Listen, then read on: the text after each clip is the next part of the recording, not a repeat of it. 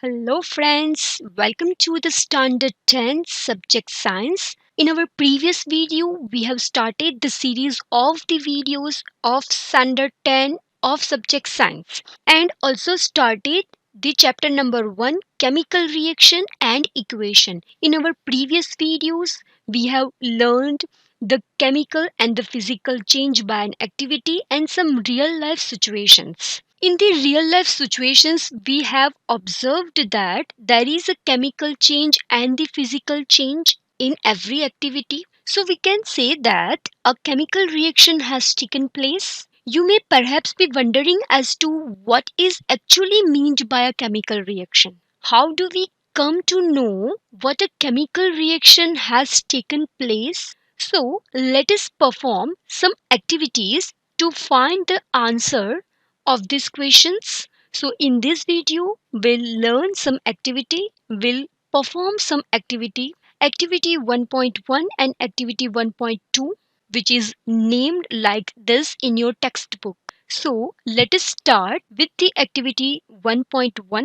On your screen, you can see the figure of the activity 1.1. So for this activity, we need some instrument. You can say we need a watch glass, then a magnesium ribbon, then we need the tongue, then the burner. These all things are needed for this activity. Now let us discuss the process of this activity. This activity needs the teacher assistance. So it would be better if students wear suitable eyeglass. So let us start the process. First of all, you will clean a magnesium ribbon here about 3-4 centimeter long by rubbing it with this sandpaper, and you have to hold this magnesium ribbon with this tongue, burn it by the help of burner, and collect the ash so formed in a watch glass as shown in this figure. In this figure, you can observe that if we are burning this magnesium ribbon, we are getting some powder of the white color. And what is this? This is a magnesium oxide.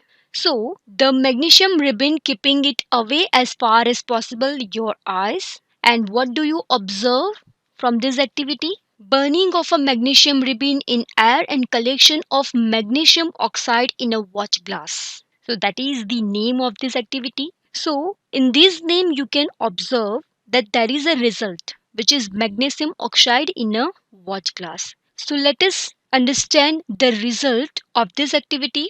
We have observed that magnesium ribbon burns with a dazzling white flame and changes into a white powder. So you can observe that if we are burning the magnesium ribbon, we are getting the white powder in this watch glass, and which is magnesium oxide. This powder is magnesium oxide. It is formed due to the reaction between magnesium and oxygen present in the air. So how the magnesium oxide is getting prepared? It is formed due to reaction between the magnesium and oxygen present in the air by the help of magnesium and oxygen. Now let us move to the activity 1.2. You can see on your screen the figure. So let us understand this figure. First of all, we'll need this cork, this glass tube, the conical flask, and the dilute sulfuric acid and the zinc granules. So we need all these things for this activity, and we'll name this activity as formation of hydrogen gas by the action of dilute sulfuric acid on zinc. That is a name. We will understand this name and this whole activity. So first of all, we'll understand the process of this activity. What we are going to do in this activity? First of all, take a few zinc granules in a conical flask. First of all, we'll take some zinc granules in our conical flask, or you can also use a test tube. Add dilute sulfuric acid. We'll use the dilute sulfuric acid, not concentrated, or sulfuric acid to this. Or you can also use the sulfuric acid. Do you observe anything happening around the zinc granules? After adding the dilute sulfuric acid, can you observe what is happening around the zinc granules? Touch the conical flask or test tube. Is there any change in its temperature? Then we will touch this conical flask and will check either there is a change in the temperature.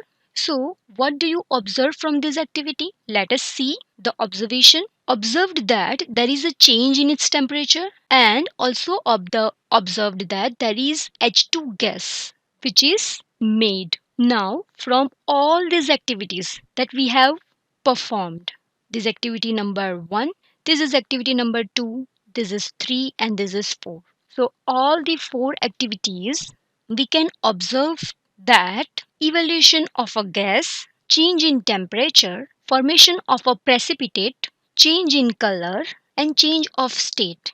These 5 observations from these activities that help to determine a chemical reaction. So these 5 observation we are going to check in our activities. So we can say that there is a chemical reaction or chemical change.